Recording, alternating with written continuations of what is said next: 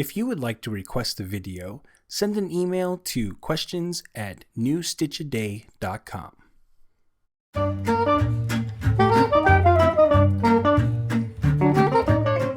How to knit, weaving in ends. Special thanks to our sponsor Lion Brand for providing today's yarn. Today we are using their Wool Ease Thick and Quick in the color Spice. When you come to the end of your project, you usually have these pieces of yarn sticking off the top where you bound off and the bottom where you cast on, or if you added another ball of yarn or a different color in the middle of your project, you might have some ends in the middle of the project as well. So to get these to look nice and finished, we need to weave them in so that they are integrated into the fabric seamlessly. So I'm going to show you how to do that right now. What you're going to need is a darning needle, and those generally look like this. This one's plastic. They also come in metal. Sometimes they're called a tapestry needle, and they might have a little bend on the tip. They usually have a really big eye hole to get the yarn through, which is really convenient for threading. So we're going to go to the wrong side of our fabric, which on this stockinette swatch is the purl side. That's the one with all these bumps. And the method that I'm going to show you is considered the proper method for weaving your ends in. It'll keep the elasticity of the fabric while still securing the end of your yarn into the fabric. But if how you've been weaving in your ends has worked for you, then just keep doing what you're doing.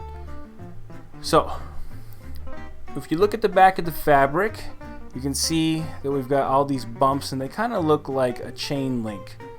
Alright, so I'm going to call these the top chain and the bottom chain. So you can see top, bottom, top, bottom. So we're going to go into the first top chain on the back of the fabric, and we're going to go up and at an angle, okay? And we're going to go through the bottom chain that's at the row above, okay? We're going to go just like this, okay? And I'm using a contrasting color of yarn just to make it a little bit easier to see what's going on while I'm weaving in the end.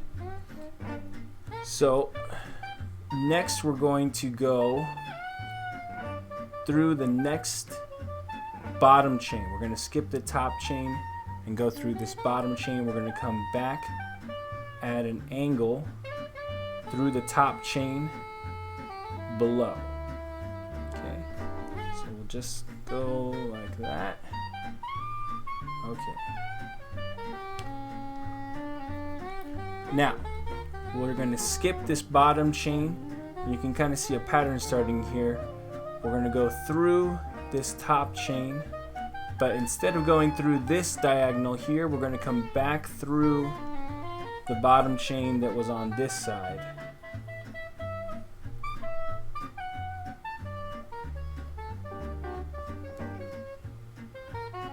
Okay.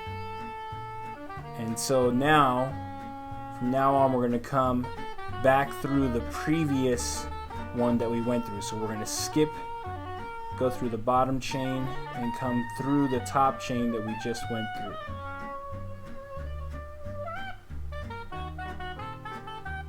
Okay, and be careful not to split the yarn when you're doing this. Okay, so we're just going to do a couple more.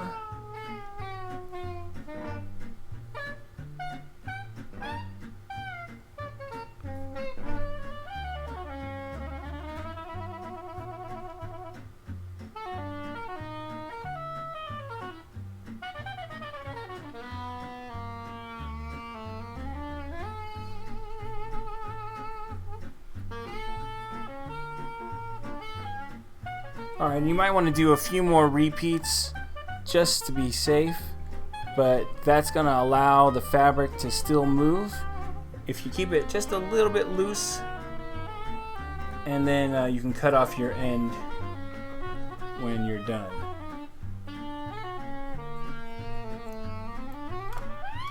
Okay, and you can see that it doesn't show, even though I'm using the contrasting color, you can barely even see it through the fabric.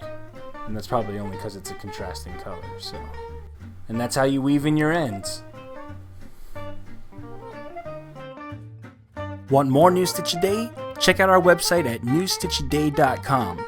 Over there you can get free email updates, free patterns, and you can also find links to our Facebook page where we hold contests and giveaways, as well as get connected on Twitter where you can get free knitting tips, or check out our YouTube channel or iTunes podcast. You can find all that and more at newstitchaday.com.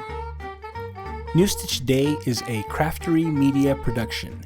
Check out our other shows at fiberstory.tv and yarntripper.com. This video is licensed under a Creative Commons Attribution No Derivatives 3.0 unported license, which means use it on your website, put it in your patterns, but please don't change anything.